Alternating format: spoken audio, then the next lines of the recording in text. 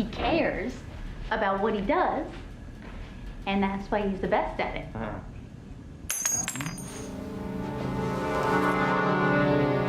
Fuck was that?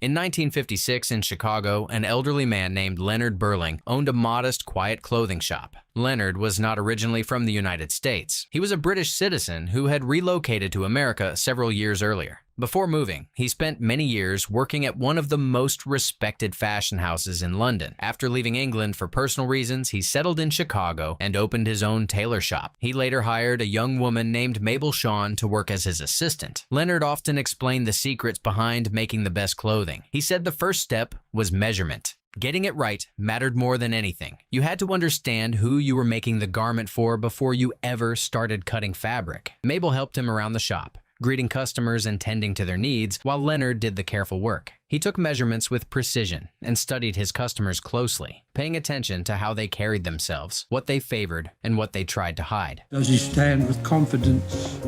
Leonard's shop quickly became well known throughout Chicago for the quality of its clothing. Wealthy families in the city regularly visited the store and relied on it for custom suits and tailoring. Among these regular customers was the Boyle family, a powerful and influential mafia organization in Chicago. The Boyles frequently came to the shop, sometimes to place clothing orders and other times to collect messages sent through the shop's mailbox. Leonard had intentionally placed this mailbox in his store, presenting it as a way for customers to leave notes or tips, though it served another purpose. One evening, the Boyle family's only son, Richie Boyle, arrived at the shop to retrieve letters from their contact. He was accompanied by a trusted associate named Francis. Leonard remained calm and focused on his tailoring work, showing no interest in their presence or in the letters they collected. Richie, however, spoke with him, asking if the suit he was making was for his father. When Leonard told him it was not, Richie asked who it was being made for. While sorting through the messages, Francis discovered a letter sent by a criminal group known as the Outfit. Because of the sensitive nature of the letter, Richie asked Leonard to step out of the room for a while so they could discuss it.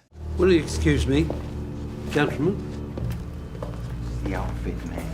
While Leonard waited in the lobby, he noticed a box and asked Mabel what was inside. Mabel showed him a small gift shaped like a snow globe that featured London. She explained that it came from someone she knew. Mabel enjoyed collecting snow globes that displayed famous landmarks and cities around the world, such as Paris, London, and Barcelona, because she dreamed of traveling beyond Chicago one day. She also expressed her surprise that Leonard, who had the ability to live and work anywhere, had chosen Chicago as his home. Leonard asked her what was wrong with Chicago. Mabel explained that she disliked the city and insisted she would leave it and travel someday. And Madrid, and Barcelona, and Morocco, and to Paris. After Richie and Francis finished their business and left the shop, Leonard and Mabel stayed behind folding garments. As they worked, Leonard spoke privately with Mabel. He mentioned that a man who worked at the clock shop next door had asked to be introduced to her. Mabel showed no interest in the idea because she was already emotionally involved with someone else. The one with the little mustache? Yes, like Errol Flynn. I do not need you telling me who to date. Leonard slowly came to the conclusion that Mabel had developed a personal connection with Richie Boyle. He had noticed the way they behaved around each other and recognized the subtle but familiar signs of flirting. While carefully folding a piece of cloth, Leonard warned Mabel to remain cautious, explaining that Richie belonged to a mafia family known for violence and the frequent use of weapons. Mabel admitted that she understood how dangerous the Boyle family was. I've spent my entire life around animals like Richie Boyle.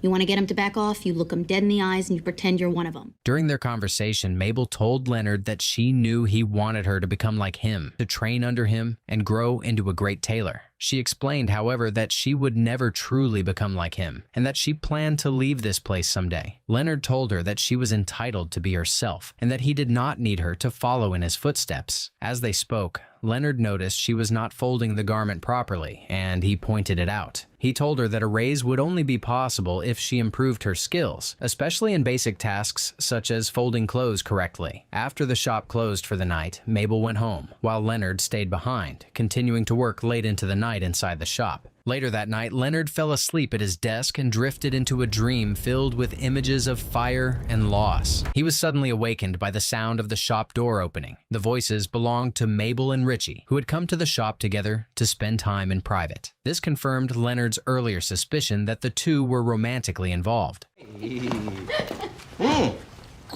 I just said don't touch anything! As they talked, Richie shared information with Mabel about Francis, his adopted brother. He explained that Francis believed someone within the Boyle organization was secretly betraying them by passing information to a rival mafia group known as La Fontaine. Richie openly expressed his dislike for Francis, admitting that he felt resentment because his father, Roy Boyle, trusted Francis more than his own son. Richie did not consider Francis's family, viewing him instead as a stranger who had once saved his father's life. He believed his father's loyalty to Francis came from a sense of obligation rather than genuine affection. Pops listens to you. Don't worry about Francis. Who cares about Francis? Leonard quietly listened to all of this from the other room. He accidentally dropped an object, creating a sound that alerted Mabel and Richie to his presence. Acting quickly, Leonard returned to his seat and pretended to be asleep. To avoid causing trouble, Mabel guided Richie out of the shop so Leonard would not be disturbed. I don't want to wake him up. The next morning, Mabel joined Leonard, and they began serving their customers as usual, and letters once again started arriving at the shop. A few days later, Richie and Francis returned to the Tailor shop to collect mail, as they did every week. That night, they discovered another envelope from the outfit, which contained both a letter and a cassette tape. After finding it, they left immediately to report the discovery to Roy Boyle. Later that same evening, Richie and Francis rushed back to Leonard's shop in a state of panic. Francis was supporting Richie, who had been shot in the stomach. Francis checked to see if the shop was empty before they went inside. He carried the injured Richie into the back room of the shop, where Leonard normally worked, desperately seeking help. Francis asked Leonard to apply pressure to Richie's wound and to hold him tightly. He blamed Richie for hesitating to shoot the men who attacked them. He warned Leonard that people would come looking for the briefcase containing the tape and that they needed to keep it safe. There are 1,000 blue boys out there hunting for this. And if they find it, I start shooting, you follow? Later, Francis contacted Roy Boyle and informed him that both he and Richie had been attacked by the La Fontaine mob group. He explained that they were hiding inside Leonard's tailor shop and that Richie had been seriously wounded. Roy responded that he would come to the shop as soon as possible to retrieve them. Richie asked Francis to take him home, but Francis refused, saying Roy had told him to wait there. Richie and Francis argued, and Francis made it clear that he worked for Roy, not for Richie. Nobody knows where the dock is. Pops is gonna come down here himself, but it's gonna take a while. Seeing that Richie was losing a lot of blood, Francis ordered Leonard to sew the gunshot wound in Richie's stomach to stop the bleeding. Leonard hesitated at first, explaining that he was not a doctor and had never treated an injury like this before. However, drawing on limited experience from his past, including moments connected to combat situations, he eventually agreed to help. The procedure was excruciating, and Richie lost consciousness as Leonard stitched the wound without any form of anesthesia. Despite the difficulty, Leonard managed to close the injury and stop the bleeding, his hands steady even as Richie's body slackened. Once the wound was taken care of, Francis sealed the cassette tape into the suitcase. He asked Leonard to watch over Richie for a short time while he stepped out. Leonard refused and insisted that Francis take Richie with him, making it clear that he did not want to become involved in the Boyle family's violent affairs. Leonard wanted to be left alone and to keep his shop separate from their business. Francis told him he was already involved and was now part of the family. Francis continued to argue that Richie needed to stay, explaining that Leonard's shop was the only safe place available at the moment. Don't judge, I just don't want to be involved in whatever it is you do. Francis then explained that he had to leave immediately to find a cassette player. He revealed that the tape contained recordings from illegal wiretaps involving a member of the Boyle family. Francis believed that someone close to the family was secretly working with the FBI and had planted a listening device in a location the Boyles frequently used. He also explained that he and Richie had originally planned to listen to the tape somewhere else, but they were ambushed by the La Fontaine group before they could do so, resulting in Richie's injury. Because several mafia organizations wanted the tape in order to destroy the Boyle family, Francis felt it was urgent to listen to the recording and identify the traitor. Because if I get back, and that tape isn't sitting right there, Francis warned Leonard that many people were looking for the tape and that it was vital to keep it safe. He told Leonard that Roy would be there in a few hours. Leonard asked what he should do if the police came, and Francis coldly told him to get rid of them. Not long after Francis left the shop, Leonard noticed blood on the suit he had been working on, and he began replacing the stained fabric with a clean piece. Soon after, Richie regained consciousness. Richie thanked Leonard for saving his life, his voice weak but sincere. Richie asked for water, and Leonard brought it to him. After everything your father's done for this neighborhood. When Richie asked about Francis's whereabouts, Leonard told him Francis had already gone to look for a cassette player, and he mentioned that Francis believed the betrayer might be within the family. Leonard told Richie that his father was a good man. Remembering that Roy had been his first customer when Leonard opened the shop, Richie said he remembered that day and how his father had come home excited, talking about a tailor who had come from London. Richie explained that Roy cared about clothes and appearance, and that he often told him a well-tied tie was the first serious step in life. Taught me how to tie a tie for the first time when I was 4. No. 4. Leonard then asked Richie if he had any suspicions about who the traitor might be. Richie said he did not have any suspicions, but Leonard pressed him, saying he must have someone in mind. He added that the person responsible was likely someone very close to the Boyle family, even if they were not officially a member of it. I'm the rat. After that, Leonard calmly sat back in his chair, handling fabric as if the room were empty, and stated that he was the one who had passed information to their enemies and that he had helped the feds plant a bug on them. Richie paused in silence, then broke into laughter, assuming Leonard was making a joke. Leonard laughed as well and continued stitching as if nothing serious had been said. Richie dismissed the idea, asking why Leonard would joke about something like that. Leonard asked why Richie thought he could not be the betrayer. Richie explained that Leonard was only a simple tailor and could not possibly be involved in Mafia betrayals. I absolutely could be the rat. Not a chance. Leonard corrected him and explained that he was not a tailor, but a cutter, emphasizing that the two roles were very different. He said anyone could call themselves a tailor if they had thread and a needle, but becoming a cutter required years of study and discipline. Leonard described how he had trained for a long time at an elite fashion house on Savile Row, spending years as an apprentice before earning the right to open his own shop. So you thought that a bunch of fancy pants in England couldn't appreciate the finer things, so you came to Chicago.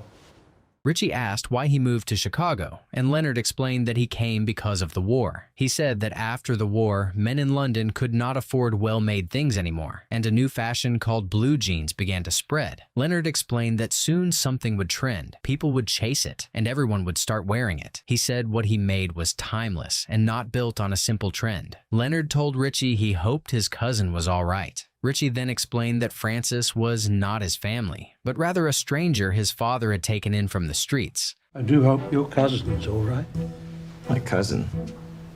After this, Leonard returned to the subject of Francis, suggesting that Francis's strong desire to uncover a traitor might indicate that Francis himself could be the betrayer. Leonard then told Richie he should not fear Francis betraying him, and he spoke with the confidence of someone who enjoyed shaping the direction of the conversation. Soon after, Francis returned to the shop. Before Francis spoke with Richie, Leonard quietly told Francis that Richie suspected him of betrayal and had looked inside the suitcase Francis left behind.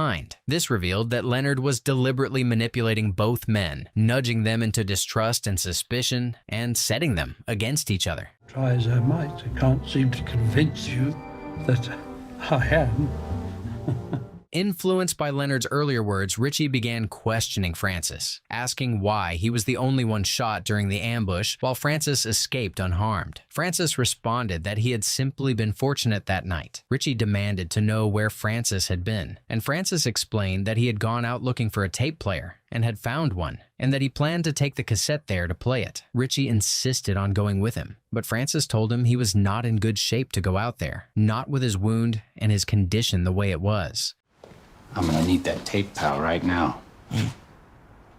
Francis then insisted that they should play the tape immediately, but Richie stopped him and said they should wait for his father, who was expected to arrive soon. Richie said he wanted to wait, unless Francis was trying to make sure Roy never heard what was on that tape. Francis told Richie he was going to take the tape and leave. The argument over the tape intensified, and the tension between them escalated into a physical struggle. During the chaos, they discovered that the suitcase was empty.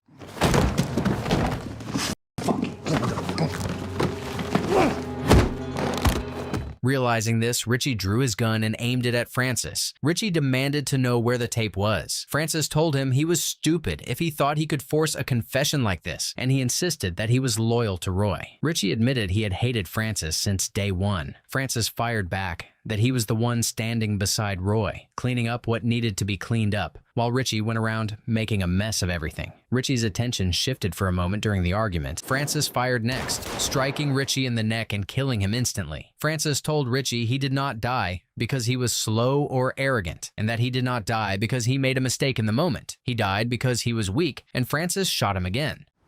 It was because you're weak.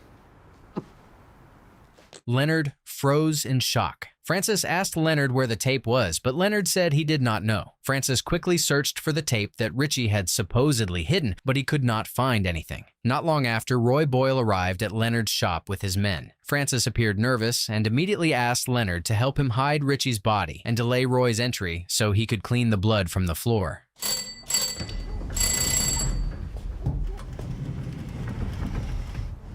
Francis started scraping the blood away while Leonard went to answer the door. Leonard greeted Roy, and Roy thanked him for standing by him and his family, saying they would not forget this. By the time Roy stepped inside and reached the back where Francis was, the blood had been removed, and Francis had enough time to invent a story to explain Richie's absence. Roy asked where Richie was, and Francis told him that Richie had taken a tape connected to the outfit and left to find him. Roy demanded to know why Francis had not followed him, but Francis explained that Richie was not willing to listen and told him to wait there while he went out to look for his father. In this situation was to stay right here and in case you turned up. Roy made several calls but could not find Richie. He worried about his missing son and the missing tape. Francis suggested they go look for Richie, but Roy ordered Francis to go out and find his son, while Roy stayed behind in case Richie returned, or in case the people he called contacted him with information. Francis hesitated at first, terrified Roy might discover his dead son's body, but he eventually left. While waiting, Roy remained in the shop and spoke with Leonard. You learn how to do all this on the road? Yes, sir. Roy's eyes moved around the room until they landed on a suit. He asked Leonard why he had moved to Chicago, and Leonard told him he moved because of blue jeans. Roy laughed at the response. As if it were a clever answer, he could not decide whether to accept. Roy then looked at Leonard's shears and proceeded to show him his gun, saying that this was his tool. He compared the men he killed to pieces of fabric tossed away when making a suit, suggesting it was necessary to shape the neighborhood he was building. No, with this I've built loyalty, I've built a crew, I've built a neighborhood.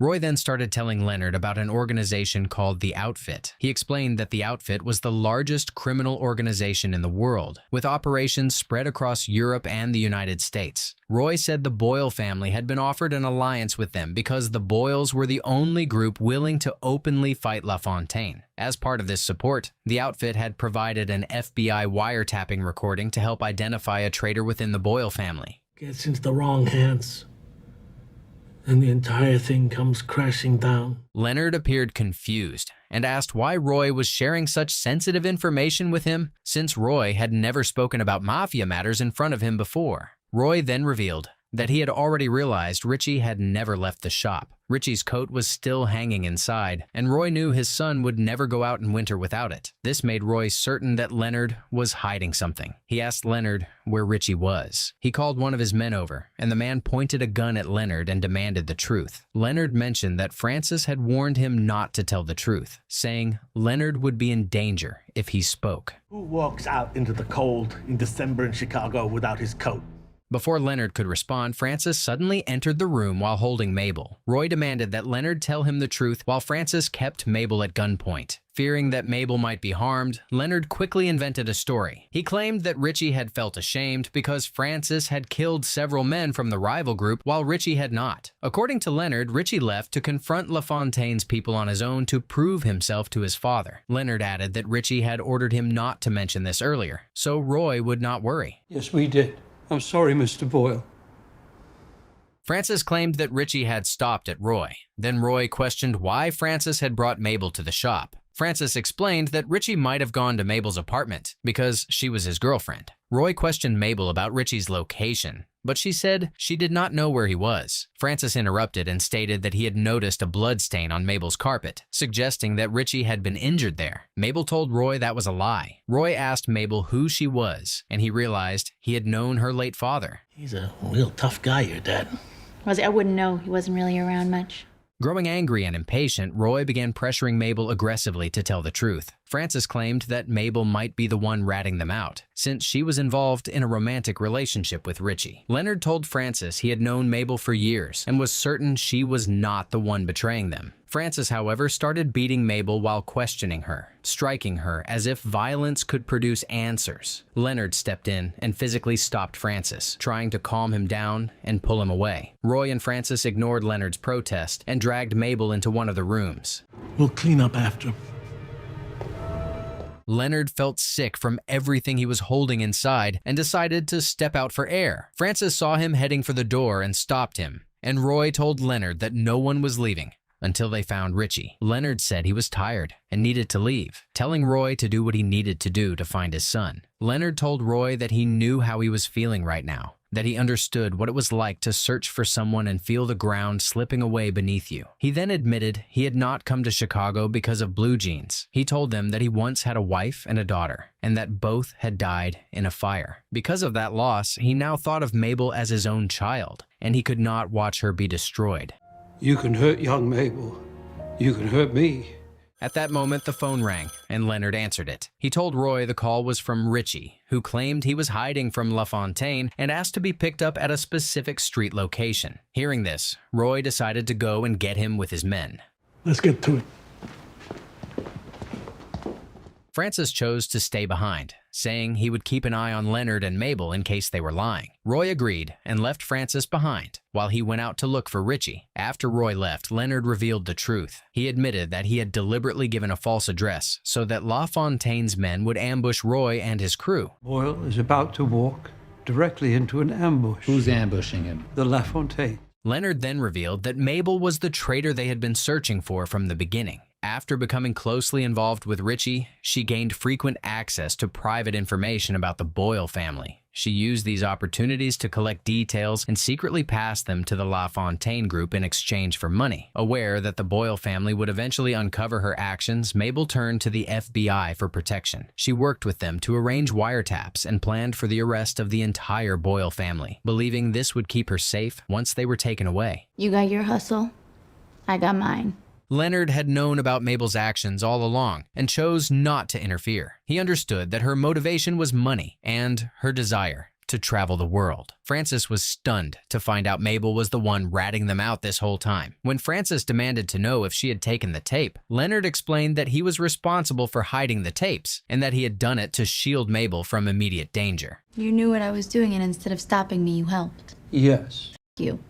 I can take care of myself. Leonard then proposed an idea. Mabel would call LaFontaine and tell them Francis's location so they would come and attack him. Francis resisted, saying he would not betray Roy like that. Leonard told him it was either that or Roy would find out Richie was dead and he would kill them all. Cornered by the choice and the fear of what Roy would do, Francis finally gave Mabel permission to call LaFontaine. LaFontaine wants to make a deal. Tape for cash. 1 hour.